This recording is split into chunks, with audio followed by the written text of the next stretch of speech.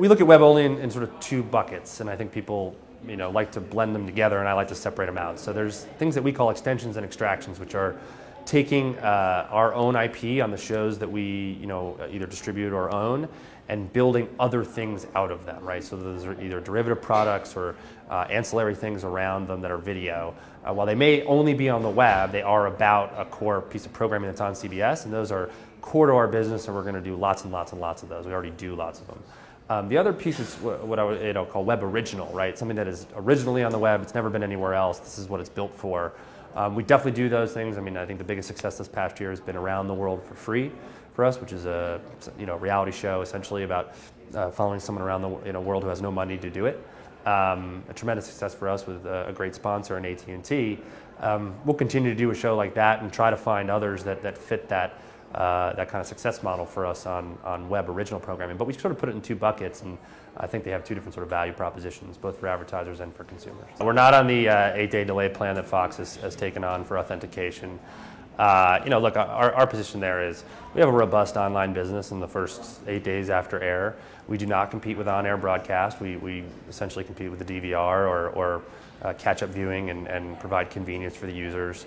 But there's a robust business there, and that going behind a paywall without essentially the consumers having buy-in to that idea, or that a large number of those consumers would buy into that idea, just doesn't make sense to us, right? We'd be essentially flushing that traffic and that revenue down the toilet. So our view is when the market tells us that it's time to go behind a paywall and it makes sense, we will consider it. But until that time, it really doesn't make sense to us to dive over that wall. Pre-roll works. We do have an ad selector technology that we use called ASQ, which we have used to give people choice about the ad that they watch prior to the content.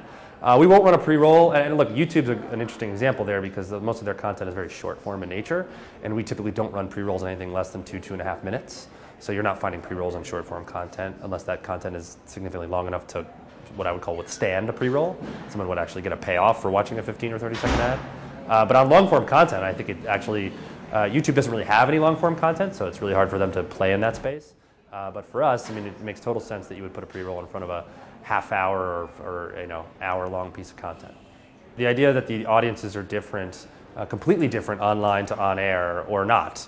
And I'd say that, look, it's a mix, right? I'd say, look, the CBS television network hits an enormous number of people on a monthly basis. It's in the hundreds and hundreds of millions of people, right? So when you're talking about that broad of an audience, right? Like, yes, those people are coming online to watch stuff. Not all of them, but a large amount of them.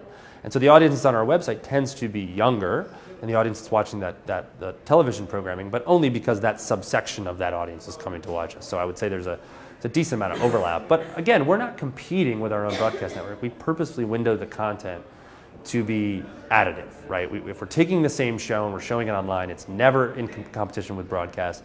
It's only in competition with DVR usage. And you can't skip the ads online, so we view that as a positive shift.